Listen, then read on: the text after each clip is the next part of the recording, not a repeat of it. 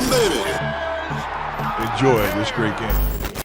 What is going on, everybody? Welcome back to the Hum Baby Baseball channel. This is Eric, and today we are only a few days away from the 2021 Major League Baseball Trade Deadline, and there are some serious names out there that could be changing uniforms in the next 4 or 5 days. And the moves have, in fact, already begun. You had Nelson Cruz heading from the Twins to the Rays. You had Adam Frazier, very versatile player. He's having a career year. He could play the infield. He could play the outfield. He is going to the Padres from the Pirates, and that's really going to help them down the stretch. Not too good for my team, the Giants, but the Padres are adding reinforcements. So we need to jump ahead and now talk about 10 of the big names remaining, where they could be heading, what the rumors are saying, how this could affect the playoff hunts as we get closer to those playoffs. How is this going to affect baseball? Who's going where? First guy to discuss is Joey Gallo of the Rangers. This is a 2021 All-Star. He's already smashed 24 home runs. He strikes out a lot, and his batting average is nothing to write home about at .222, but he knows how to work a walk, and he's got a .380 on-base percentage despite the low batting average. He can play both corners. He can play the outfield.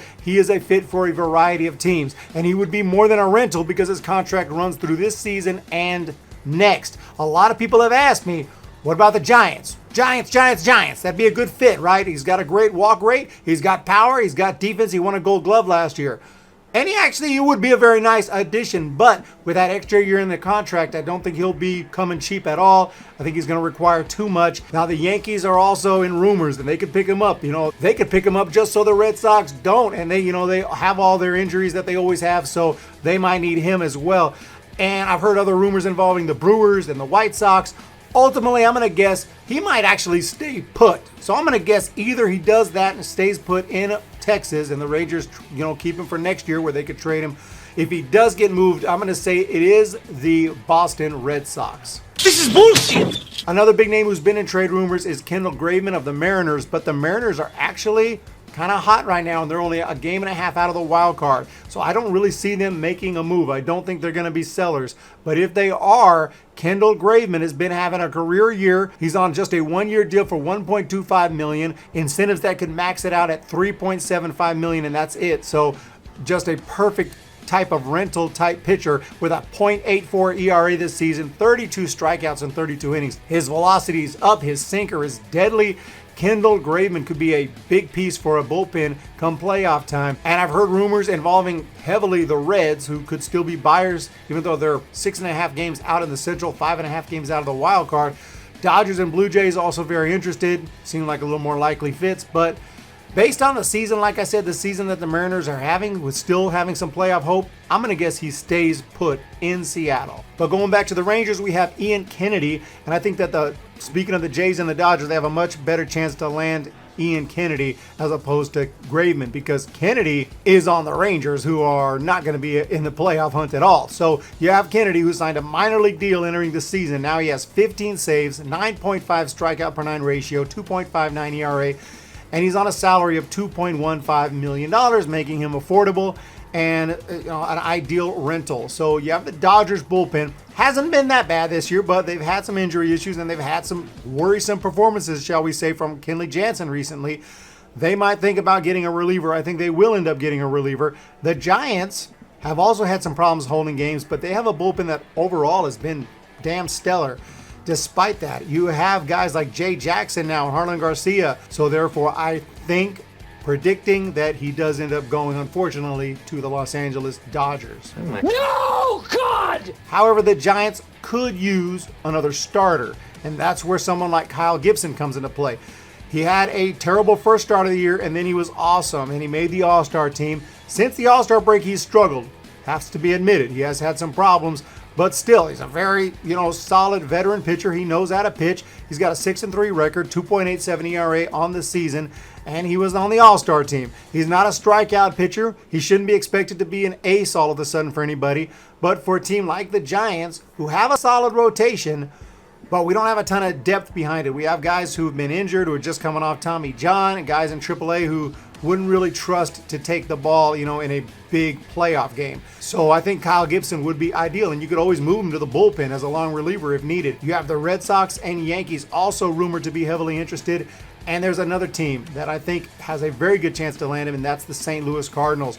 Their rotation has been hit hard with injuries. They have guys coming back soon, like Jack Flaherty, but they're coming off 60-day IL. You know, you really don't know what you're going to get from them right off the bat. So the Cardinals are a team that would like to stay in the hunt. They're still trying to get a wild card or possibly a division title, you know, should the Brewers start to struggle. So yeah, the Cardinals is a fit, and he's born in St. Louis, actually, and so it's a possibility. He's a Mizzou product, so I could see it happening. But this is the guy that I've been looking at for the Giants, and I don't know if it's going to happen. I don't know if the Giants are going to be able to get him. If not, I think someone else, some starter who I haven't mentioned in this video, somebody's going to be out there. Kenta Maeda could be available from the Twins. There's so many different starters. I think the Giants will grab a starter at the deadline. I don't know who. As of now, I'm going to go with Kyle Gibson going to the San Francisco Giants.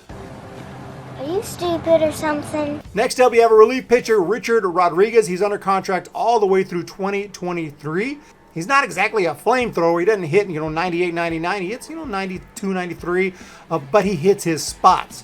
He hits his spots. He throws strikes. He goes right after hitters, and he gets the job done. He only has 5 walks all season long. He has 33 strikeouts in 38 innings, so, he can strike guys out. He's not going to do it at an insane pace, but he will strike guys out. And he has 14 saves already, so he's been very consistent, not just this year, but throughout his career. A very reliable bullpen arm right here, and he can help so many different teams. And the good news is, for any team that picks him up, he's only getting paid $1.7 million, so he's not going to be too expensive. And even in the coming years for arbitration, he shouldn't be ridiculously expensive. So you have so many teams. The Dodgers, the A's, the Yankees, the Brewers, Phillies, Blue Jays could all use Richard Rodriguez. I'm going to say, though, the team that I've heard in most rumors and I think can make it happen is the Oakland A's. And I think they will make it happen. They could use him for future years, too. Sergio Romo and Yusmeiro Petit, they're getting a little bit older. They're not going to be around much longer. And so the A's are going to want bullpen pieces for the future as well. And for this year, I got Richard Rodriguez going to the Athletics. Sir, if you have a complaint, I suggest you submit it through our email system. I would be happy to refer you to our website. The next possible star on the move, 2-time All-Star pitcher for the Twins, Jose Berrios. Berrios is having another solid year, 3.48 ERA, 9.3 strikeout ratio, 7-5 record, and he has 1 extra year of team control, meaning he would have to be more than just a rental. You rent him for this year, but you also got him for next year.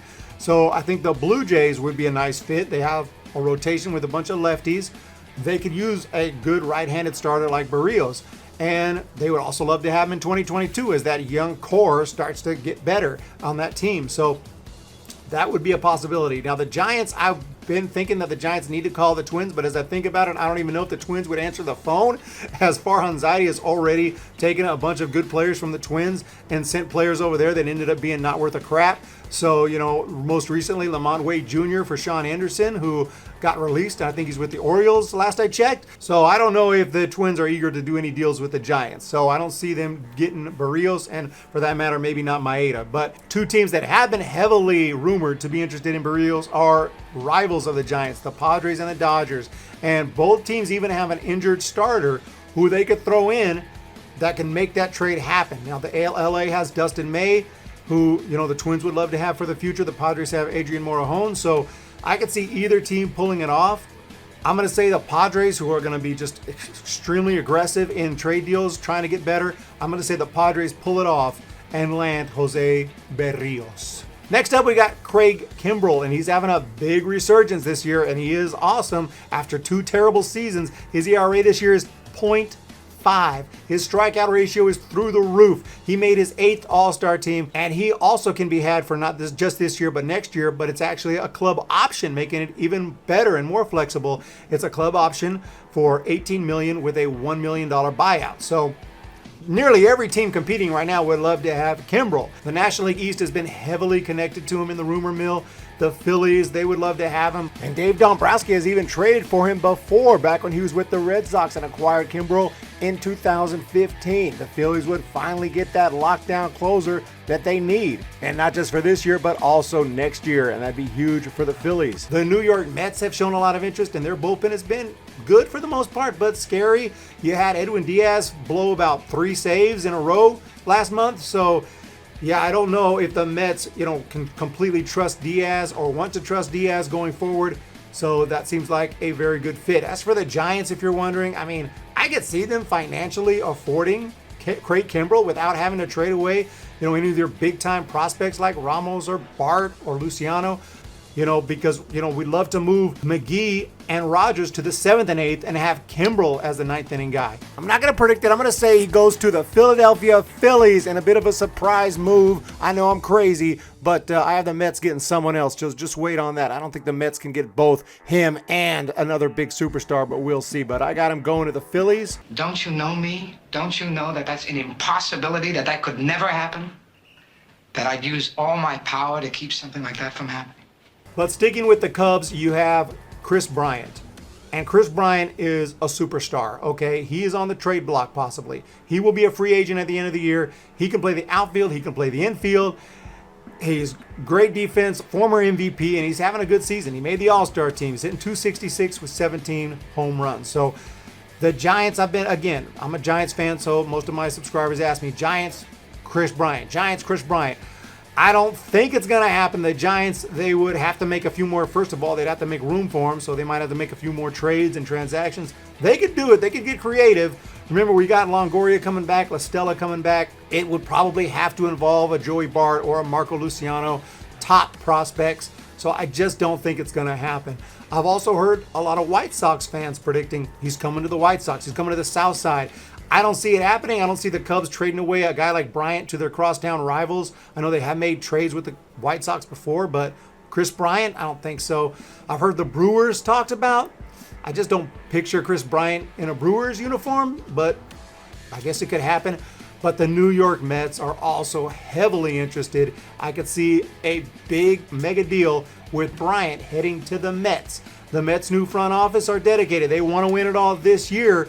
And I can see it happening. Now, if I really want to think outside the box, maybe I'd pick the Brewers or something, but I don't think it's going to happen. I think it will be the Mets, and I'm going to say that the Mets do end up getting Kris Bryant.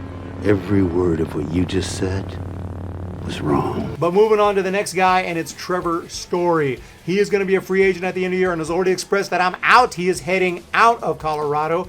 And that means the Colorado Rockies are already guaranteed to get something because they're going to send him the qualifying offer, whatever that is, $18 million or whatever. And when he turns it down, they'll get some draft picks, decent second-round draft picks. So that means that whoever they get in a trade has to be more valuable to them than the draft slots where they'll get to pick whoever they want.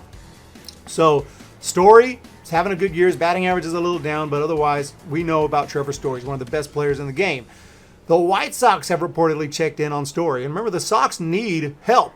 They have Nick Madrigal hurt right now, so they could use some infield help. But the team I've seen it mostly rumored is the Yankees, who want to reunite him with DJ LeMahieu. They're like best friends. So that would be huge for the Yankees, who right now look to be a wild card team.